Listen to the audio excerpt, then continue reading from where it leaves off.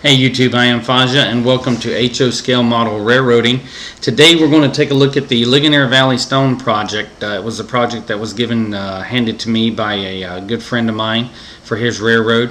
What you're seeing there in the on screen is an Erie coal hopper and 3 Norfolk and Western coal hoppers. And my buddy Jim originally approached me about this project, wanting me to do a stone load for some of his coal hoppers, and I was like, yeah, okay, that's fine. I've never made one, but let's see what we can come up with.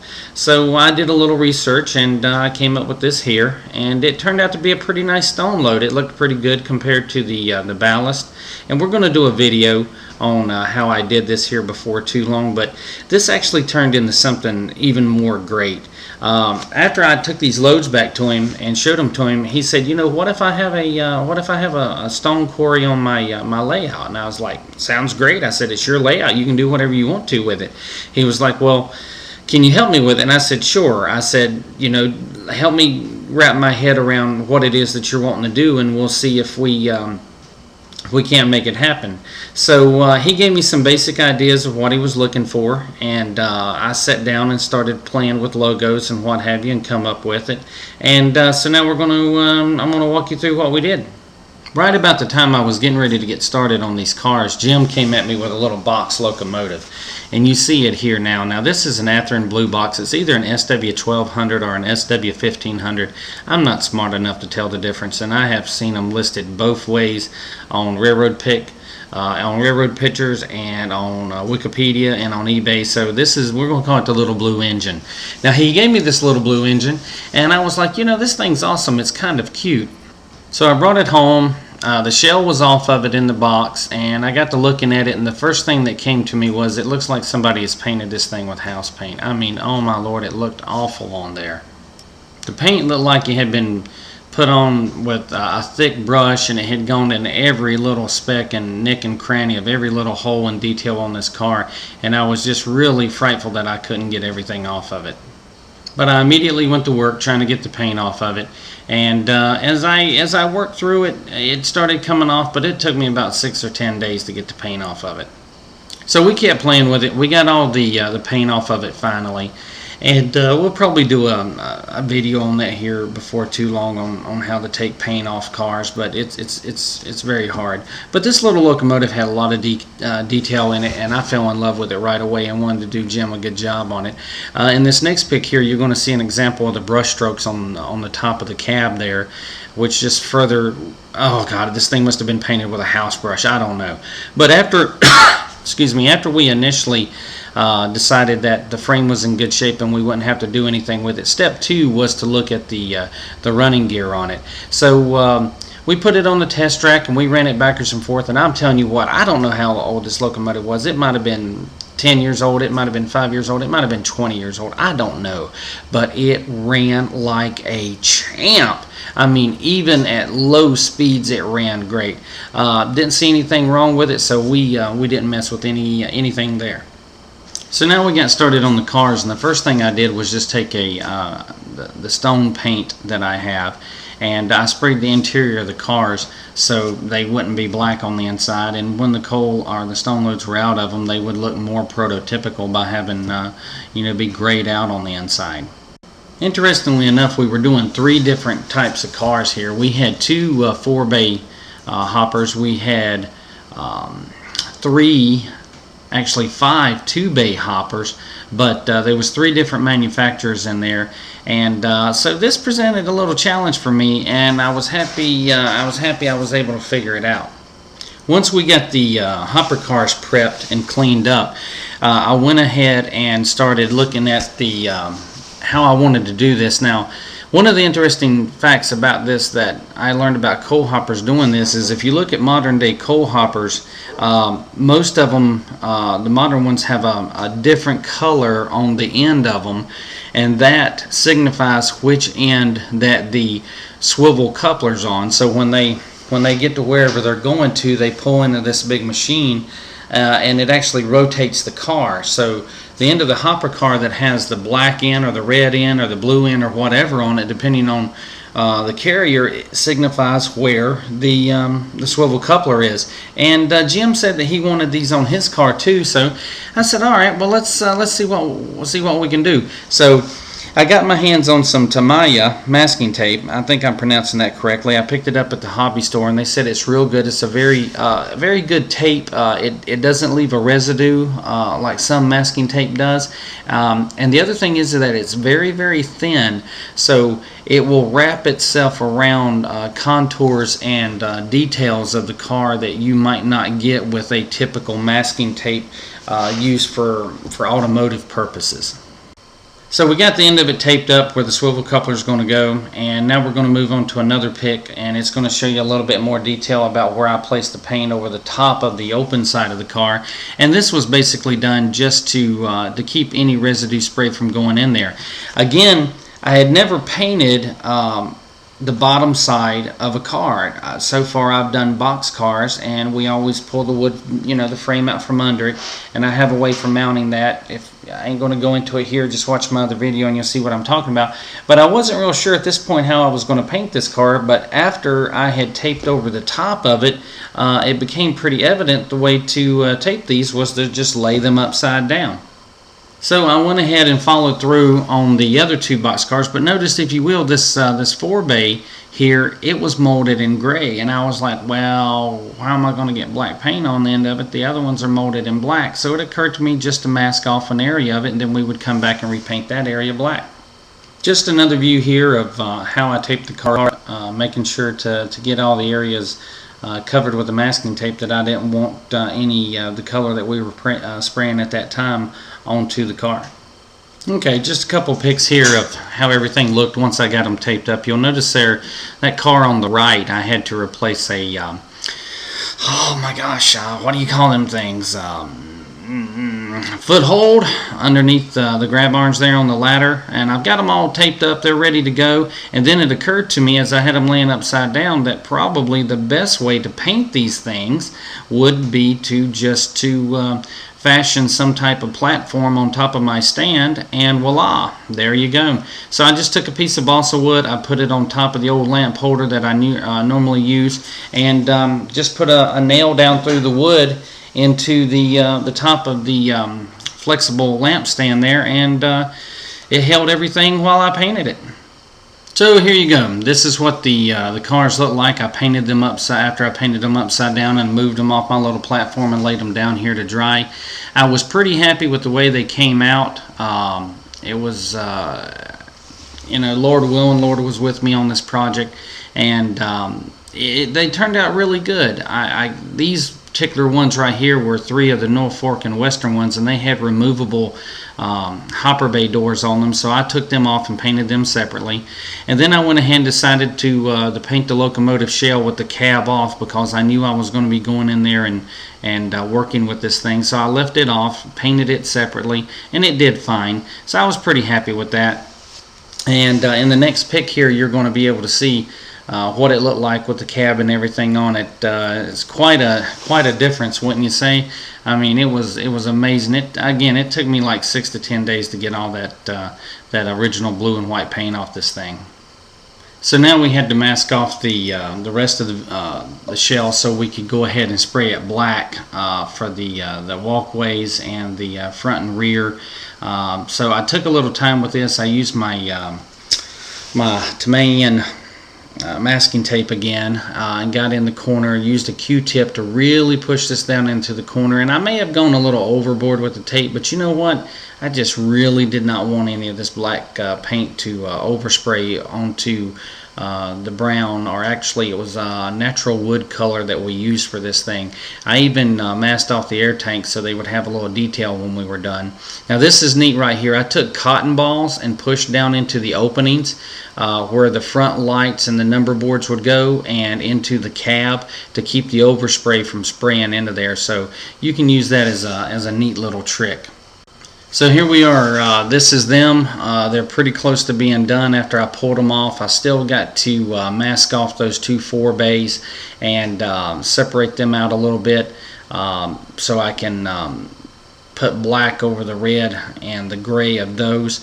Just some close-up shots here. And basically what I did on this on these 4-bay cars is I basically just reversed the idea. I let them sit up for 2 or 3 days to dry, and then masked off the rest of the car and painted those ends black. Now this is the glass that came with it. I call it glass, the lenses, and I decided I wanted to paint the number boards white, so that when I put the decals on them, they would show up very well. So I just put them in my little grabber there, and took a micro brush and some flat white, and dabbed them on there and let them dry. Now these are the completed cars. You can see the top 4 bays in the upper corner have been painted black. So I moved on to the decals, and basically what I did with the decals was I asked the guy, you know, what theory do you want here? And he said, well, I'm from Pennsylvania. I want it to be a mine quarry, so see what you can come up with. So basically I just sat around and looked at different images until I came up with an idea. And what I decided to go with was just to use the outline of Pennsylvania and put Ligonier Valley stone lettering on it. And then I found an idea of what I wanted the quarry to look like, and I used that. And then I went ahead and created the decals for the load, you know, Ligonier Valley Stone Express, and the car number 940813, and your miscellaneous car data. And then after I printed them, I cut them out and laid them on the car to see how they would look. So this was the first test, and it looked pretty good. And there you go. That's one of the completed 4-bay coal hoppers. Now the Ligonier Valley Stone cars with the decals applied, and I have to say so myself, they look pretty good, I was really happy with my printer and the decal paper and how the designs worked.